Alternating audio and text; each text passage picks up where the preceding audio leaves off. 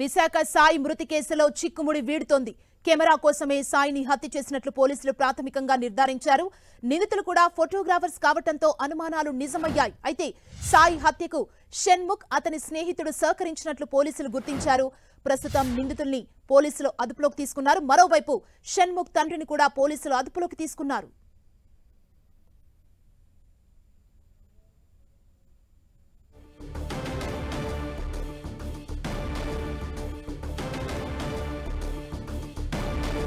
ప్రస్తుతం పోలీసుల అదుపులో నిందితులున్నారు. వారిని విచారిస్తున్నారు. పీఎం పాలనలో పోలీసుల అదుపులో షణ్ముఖ్ తండ్రిని కూడా తీసుకొని షణ్ముఖ్ తండ్రిని విచారిస్తున్నారు. విశాఖ సాయి హత్య కేసులో చిక్కుముడి వీడుతుంది. పోలీసులు దర్యాప్తు కొనసాగిస్తున్నారు. కెమెరా కోసమే సాయిని హత్య చేసినట్లు పోలీసులు ప్రాథమికంగా నిర్ధారణకు వచ్చారు.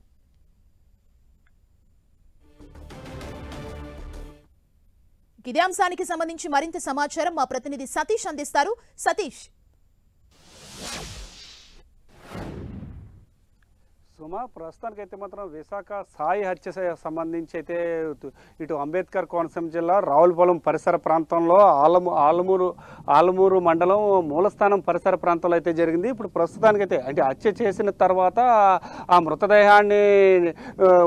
మృతదేహాన్ని పూడ్చిపెట్టిన ప్రాంతంలో మనం అయితే మాత్రం ఉన్నాం. అంటే మూలస్థానం దగ్గర నుంచి సుమారు 3 కిలోమీటర్ల లంక గ్రామాల్లో లోపలికి ఇరుకు రోడ్లలోంచి లోపలికి వచ్చి నదీ గర్భానికి మధ్యలో ఒక ఇసుక తిన్నెల మధ్యలో అయితే గొయ్యి తీసి కప్పెట్టేశారు. దానికి సంబంధించి విజువల్స్లో కూడా మనం చూసుకుంటే కనుక ఎక్కడైతే పూడ్చిపెట్టారో ఆ పూడ్చిపెట్టిన స్థానంలో అయితే మాత్రం మనం ఉన్నాము. ఇక్కడ దీనికి సంబంధించి అంటే 26వ తారీఖు విశాఖపట్నం నుంచి సాయి రాజమండ్రి చేరుకున్నారు. రాజమండ్రి చేరుకున్న తర్వాత అక్కడ షణ్ముఖ్తో పాటు మరొక అతని స్నేహితుడైన వినోద్, వీళ్ళిద్దరూ కలిసి అతన్ని అయితే కారులో పికప్ చేసుకున్నారు. కారులో పికప్ చేసుకుని రాజానగరం వరకు వెళ్ళినట్టు తెలుస్తుంది. రాజానగరం దగ్గర మద్యం కూడా సేవించినట్టు తెలుస్తుంది. అక్కడి నుంచి అయితే మాత్రం కారులోనే వస్తుండగానే వీళ్ళ మధ్య అంటే హత్య చేసేందుకైతే పన్నాగం పన్నారు. ఆ సీటు బెల్ట్ ఏదైతే ఉందో ఆ సీటు బెల్ట్తో కూడా హత్య చేసినట్లయితే మాత్రం పోలీస్ ఇన్వెస్టిగేషన్లో అయితే కొంత అయితే మాత్రం తెలుస్తుందని కూడా మనం చెప్పవచ్చు.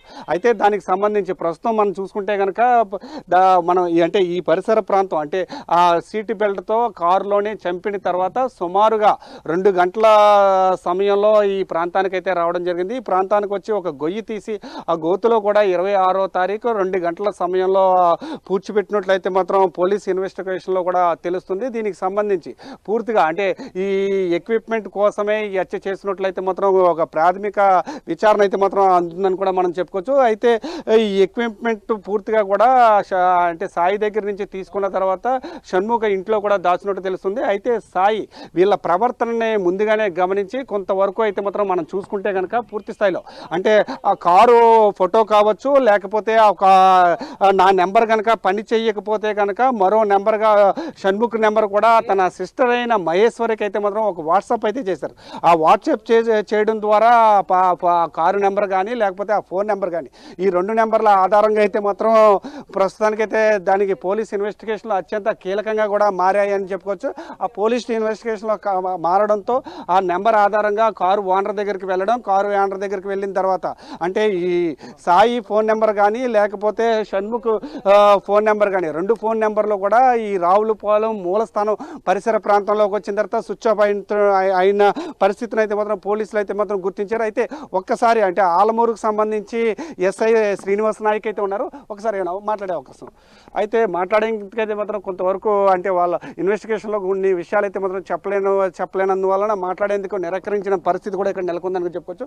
అయితే ప్రస్తుతానికి అయితే మాత్రం మనం స్పాట్లో ఉన్నాం. ఈ స్పాట్లో అంటే ఆ పోలీసు ఇన్వెస్టిగేషన్ ఏ విధంగా సాగిందంటే కేవలం ఆ సిగ్నల్ ఆధారంగా ఇటు కారు అద్దెకి తీసుకున్న కారు ఓనర్ దగ్గరికి వెళ్ళి ఆ రోజు ఏం జరిగిందనే అంశంపై పూర్తి స్థాయిలో ఇన్వెస్టిగేషన్ అయితే ఆలమూరు ఎస్ఐ ఎల్ శ్రీనివాస్ ఉన్నారు. చెప్పండి, అసలు ఏం జరిగింది? ఆ 26వ తారీఖు ఈ హత్య జరిగినట్టయితే కొంత సమాచారం అయితే తెలుస్తుంది. ఈ మేరకు అసలు ఎప్పుడు గుర్తించారు మీరు? ఏం జరిగింది? అది ఇన్వెస్టిగేషన్ మేము కాదండి, వైజాగ్లో పిఎం పాలెం పోలీస్ స్టేషన్ వాళ్ళు ఇన్వెస్టిగేషన్ చేస్తున్నారు. ఆ ఇన్వెస్టిగేషన్ ఏమున్నాయి అంతా వాళ్ళకే తెలుస్తుంది.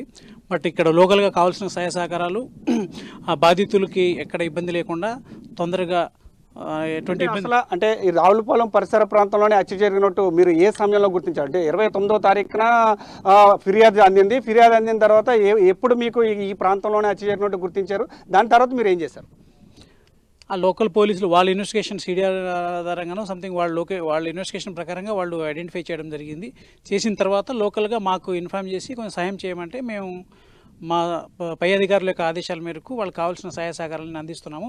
బాధితులకు ఎక్కడ ఇబ్బంది లేకుండా వాళ్ళకి తొందరగా చేయడానికి ఏం చేస్తే బాగుంటుందో అని ఆలోచించి మాకు కావాల్సిన సహాయం. మృతదేహాన్ని ఇక్కడే ఉన్నట్టు ఎప్పుడు గుర్తించారు? ఈ మృతదేహం ప్రాంతానికి ఎప్పుడు వచ్చారు, ఎలా వచ్చారు? వాళ్ళు మాకు రాత్రి అంటే తెల్లారుజామున చెప్పారు. దాని తర్వాత మేము వాళ్ళకి మాకు కావాల్సిన మా సైడ్ నుంచి ఏమైనా హెల్ప్ చేయాల్సిందని కూడా చేస్తున్నాం. ఇప్పుడు పోస్ట్ మార్టం నిమిత్తం ఎక్కడికి పంపిస్తారో, ఆ తర్వాత ఏ విషయాలు వచ్చే అవకాశం? ఇప్పుడు వాళ్ళ ఇన్వెస్టిగేషన్లు అన్నీ కూడా వాళ్ళు దానికి ప్రొసీజర్ ప్రకారం వాళ్ళు చేయాల్సింది చాలా ఉంటుంది. లీగల్గా వాళ్ళు చేయాల్సిందని చేసిన తర్వాత పంచనామా చేయాల్సి ఉంటుంది. ఇవన్నీ కొంచెం లోకల్ సీ గారిని అడగాలి. అయితే ప్రస్తుతం అంటే ఈ కేసు మొదట విశాఖపట్నం 29వ తారీఖున పిఎం పాలెం పోలీస్ స్టేషన్లో కేసు నమోదైంది. ఆ కేసు నమోదైన నేపథ్యంలోనే ఆ ప్రాంతానికి సంబంధించిన పోలీసులు అయితే మాత్రం ఇన్వెస్టిగేషన్ స్టార్ట్ చేశారు. ఆ ఇన్వెస్టిగేషన్కి అయితే మాత్రం పూర్తి స్థాయిలో ఆల్మూరు సంబంధించి పోలీసులు అయితే మాత్రం సహకారం కూడా అందిస్తున్నారు. అయితే ఈ కేసు అంతా కూడా ఒక ఆద్యంతం, ఒక ఇన్వెస్టిగేషన్ అంతా కూడా ఒక ఉత్కంఠగా సాగిందని కూడా మనం చెప్పుకోవచ్చు. అందుకైతే ఈ 2 సెల్లో కూడా స్విచ్ ఆఫ్లో ఉన్నాయి.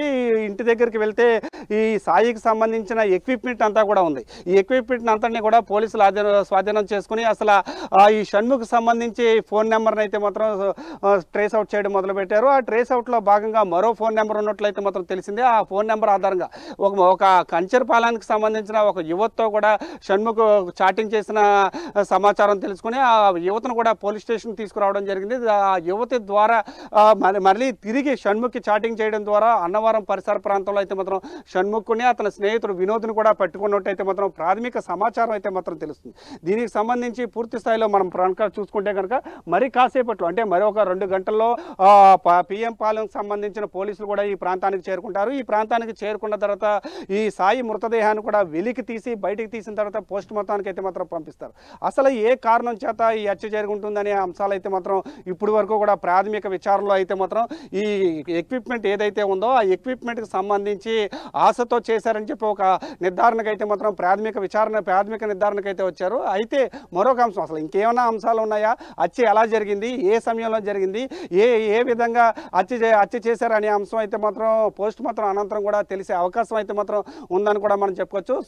ఏదేమైనప్పటికీ కూడా 23 సంవత్సరాల సాయి జీవితంలో సెటిల్ అవుతున్న సమయంలో ఇలా జరగడంతో వాళ్ళ కుటుంబ సభ్యులందరూ కూడా ఆవేదన వ్యక్తం చేస్తున్నారు. కాశ్మీర్కి వెళ్ళినప్పుడు కూడా తిరిగి ఒక్కడే వెళ్ళొచ్చాడు తప్ప రాజమండ్రికి వెళ్ళిన వాడు తిరిగి రాకుండా ఉంటాడా అని చెప్పి కుటుంబ సభ్యులందరూ కూడా 29వ తారీఖు వరకు అంటే 26వ తారీఖున వెళ్ళారు. ఫోన్ కూడా స్విచ్ ఆఫ్లో ఉంది. 3 రోజులు వెయిట్ చేశారు, వస్తాడు లేకపోతే రిమోట్ ఏరియాకి వెడ్డింగ్ షూట్ కోసం వెళ్ళుంటారు. అదే నేపథ్యంలో ఏమైనా జరుగుతుందా కానీ అనుమానం కూడా రాలేదు వాళ్ళకి. అయితే 29వ తారీఖు కూడా అతను ఆచూకీ లేకపోవడంతో పోలీస్ స్టేషన్కి అయితే మాత్రం ఆశ్రయించిన పరిస్థితి అయితే ఉంది.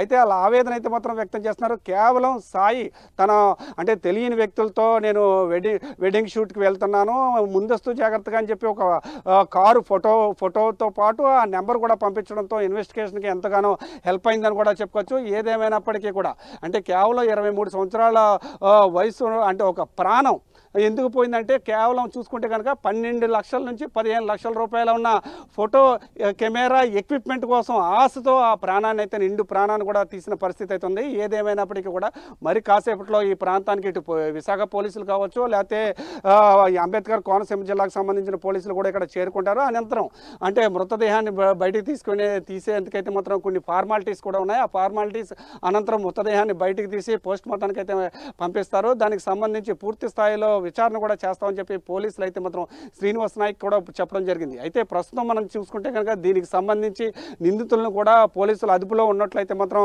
సమాచారం తెలుస్తుంది. అయితే ఏ కారణం చేత అంటే వీళ్ళిద్దరే ఉన్నారా, ఇంకెవరైనా వీళ్ళతో పాటు సహాయం చేసిన వాళ్ళు ఎవరైనా ఉన్నారా అనే అంశంపై కూడా పూర్తి స్థాయిలో కూడా దర్యాప్తు అయితే మాత్రం కొనసాగిస్తున్నారు అని కూడా మనం చెప్పుకోవచ్చు. పోలీసులు అయితే మాత్రం పూర్తి స్థాయిలో ఇక్కడ ఇటు విశాఖపట్నం పోలీసులు కావచ్చు లేకపోతే అంబేద్కర్ కోనసీమ పోలీసులు కావచ్చు ఇద్దరు కూడా పని చేసుకుంటూ విచారణకు సంబంధించి అంటే దీనికి సంబంధించిన ఇన్వెస్టిగేషన్ పార్ట్ అంతా కూడా వేగవంతం చేస్తూ వాళ్ళ కుటుంబ సభ్యులకి అయితే మాత్రం హెల్ప్ చేస్తామని అయితే పోలీసులు అయితే మాత్రం చెప్తున్నారు. అయితే ఇదంతా ఈ పోలీసుల పార్ట్ అయితే, మరో పార్ట్ ఏంటంటే విశాఖపట్నం సంబంధించి వాళ్ళ కుటుంబ సభ్యులు కావచ్చు, లేకపోతే స్నేహితులు కావచ్చు, అందరూ కూడా శోక సముద్రంలో మునిగిపోయారని చెప్పుకోవచ్చు. ఇప్పుడిప్పుడే తన కష్టంతో ఒక్కొక్క మెట్టు ఒక్కొక్క కెమెరా కొనుక్కొని ఈఎంఐలు కట్టుకుంటూ జీవితంలో ఎదుగుతున్నవాడు ఒక్కసారిగా విగత జీవిగా చనిపోయాడని వార్త వినగానే ఇటు తల్లిదండ్రులు కావచ్చు, లేకపోతే అక్క చెల్లెలు కావచ్చు, స్నేహితులు కావచ్చు, వీళ్ళందరూ కూడా ఆవేదన చెందుతున్న పరిస్థితి కూడా ఇక్కడ నెలకొందని కూడా మనం చెప్పుకోవచ్చు. సుమా, థ్యాంక్ యూ సతీష్.